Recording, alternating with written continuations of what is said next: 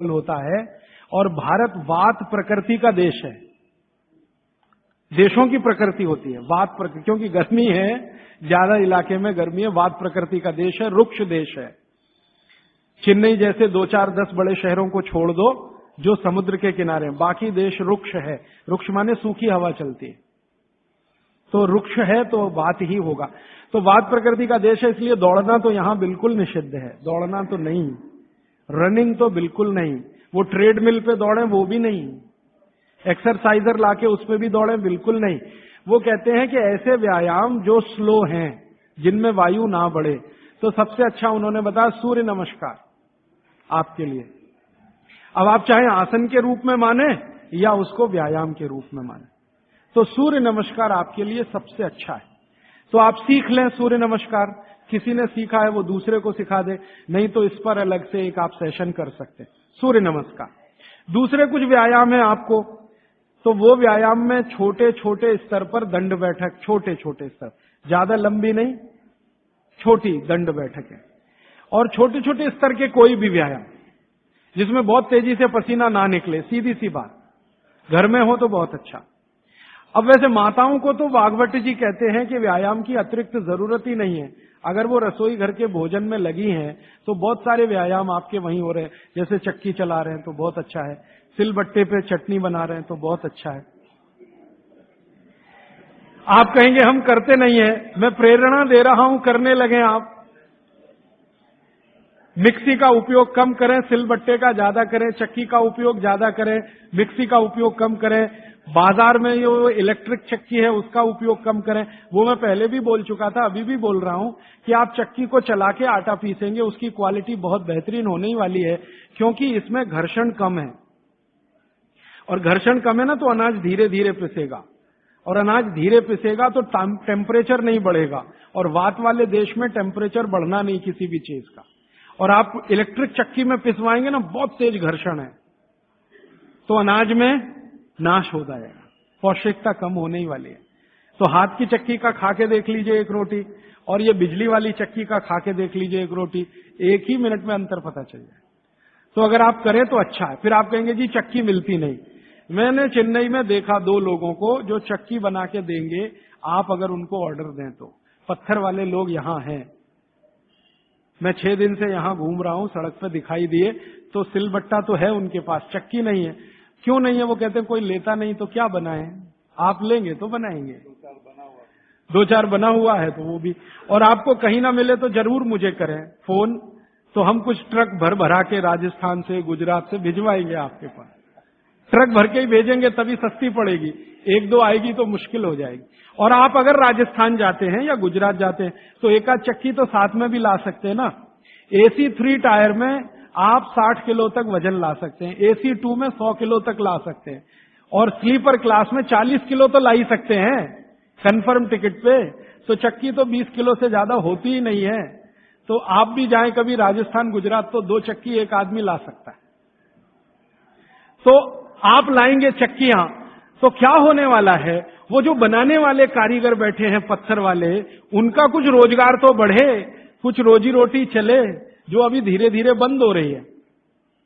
और उनकी रोजी रोटी अगर आपने चलाई, तो मैंने आपको सबसे पहले दिन एक बात बताई थी कि आप जिंदगी के अपने सब दुख दूर करिए, दैहिक, दैविक, भौतिक, और दूसरों के दुख दूर करने में मदद करिए तो मोक्ष मिलेगा।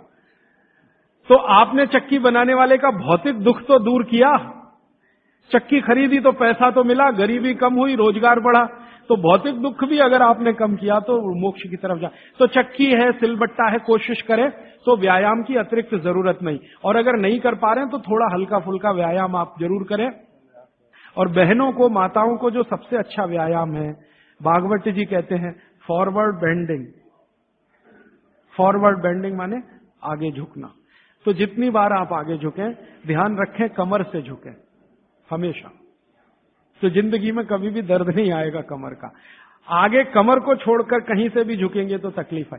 कोशिश करें कमर से झुकें, जितना झुक पाते हैं वहीं तक झुकें, जरूरत नहीं है कि नीचे तक झुकें। हो सकता है कमर से झुकें तो आपके हाथ घुटने तक ही आए, वहीं तक रहने दीजिए, सहज होकर करिए, असहज होकर मत करिए। तो थोड़ा व्यायाम 15-20 मिनट में पसीना आ जाएगा, उतना काफी। फिर उसके बाद मालिश, आपको भी मालिश जरूरी है, क्योंकि आपको भी कफ का असर ना बढ़े और आपका विकृत ना हो। तो आपको भी बच्चों की तरह ये बात ध्यान रखनी है कि सिर की मालिश ज्यादा, कान की भी मालिश ज्यादा, और बाकी शरीर की तो करनी है। और शरीर में सबसे ज्यादा मालिश तलवे की, पांव की। मालिश के बाद स्नान, स्नान उसी तरह से उबटन आदि से, और फिर भोजन, भोजन के बाद विश्राम 20 मिनट, फिर आपका काम, फिर रात्रि का माने शाम को 6-7 बजे का भोजन। इस तरह का नियम है पित्त वालों का। और वात वालों के लिए क्या है? जिनकी उम्र 60 के ऊपर है उनके लिए बागवती जी कहते हैं व्यायाम निषेध। जैसे बच्चों को निषेध वैसे उनको निषेध। उनके लिए मालिश बहुत जरूरी, जैसे बच्चों की वैसे वात वालों की। माने बुजुर्ग लोगों को मालिश बहुत जरूरी है, व्यायाम से भी ज्यादा। और मालिश करते समय ध्यान रखना है, सिर तलवे 2 चीज है, और कान भी। तो मालिश आप करें, व्यायाम करें तो बहुत ही हल्का फुल्का करें। लेकिन ये नियम बागवती जी ने नहीं बताया कि आप व्यायाम तब तक करें जब तक बगल में पसीना ना आए, क्योंकि एक उम्र के बाद पसीना बहुत कम हो जाता है। तो हो सकता है 1 घंटे तक भी ना आए और आप करते रहे। ये पित्त और कफ वालों के लिए है, सिर्फ वात वालों के लिए। तो वात वाले तो जीवन में जितने आराम से रह सकें। वैसे तो वात वालों के लिए बागवती जी कहते हैं कि उनको तो एक ही काम है, वो है दिशा निर्देश।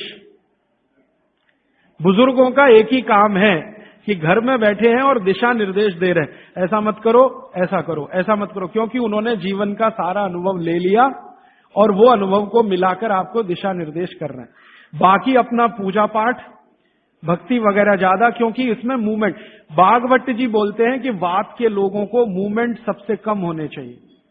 तो ज्यादा भाग दौड़ नहीं, ज्यादा इधर उधर नहीं, आराम से सहजता से जितना होता है अपने शरीर को बचाते हुए उतना। तो मैंने कोशिश की कि आपको 1-1.25 घंटे में तीनों प्रकृति के लोगों की दिनचर्या बता सकूं। अब 30 तारीख को मैं थोड़ा कंक्लूड करूंगा तो कुछ बातें इसमें आ जाएंगी। अभी मेरा आपको विनम्र निवेदन है कि आप चाहें तो प्रश्न पूछें, लेकिन निवेदन दूसरा है कि जब तक प्रश्न का सत्र चले 10-15 मिनट कोई ना उठे, क्योंकि हो सकता है कि किसी ने जो प्रश्न पूछा वो आपके लिए भी बहुत काम का हो। मेरे पास एक स्लिप आ गई है, लिख के जरा इसको मैं बता दूं। मनुष्य के मूत्र का महत्व क्या? ये प्रश्न है। कल मैंने गोमूत्र का महत्व बताया था ना, तो मनुष्य के मूत्र का महत्व क्या? मनुष्य का मूत्र भी औषधि के रूप में काम आता है, और भागवत चिकित्सा में उसके लिए 2 सूत्र हैं। उन सूत्रों के अनुसार आप मनुष्य मूत्र पी सकते हैं, माने अपना स्वयं का मूत्र पी सकते हैं। लेकिन उसकी एक कंडीशन है। कंडीशन यह है कि आप संपूर्ण शाकाहारी होने चाहिए। संपूर्ण शाकाहारी माने मांस ना खाएं, मदिरा ना पिए, और आप ये जो है अंडे वंडा ना खाएं, तो आप अपना स्वयं का मूत्र भी उपयोग में ले सकते हैं। आपका जो मूत्र है और गाय का मूत्र है, फिर आपके मन में प्रश्न आएगा दोनों में क्या? तो भागवती जी ने बहुत स्पष्ट कहा, हमेशा गाय का मूत्र मनुष्य मूत्र से अच्छा। अगर गाय का मूत्र आसानी से उपलब्ध है तो वो पिए, नहीं उपलब्ध है तो आप स्वयं का मूत्र भी पी सकते हैं। अब स्वयं के मूत्र में वो कहते हैं कि सवेरे सवेरे जब सोकर उठें और पहला मूत्र हो वही उपयोगी है, बाकी दिन भर का नहीं। उठें और पहला मूत्र, और पहले मूत्र को भी कलेक्ट करने की विधि उन्होंने बताई है।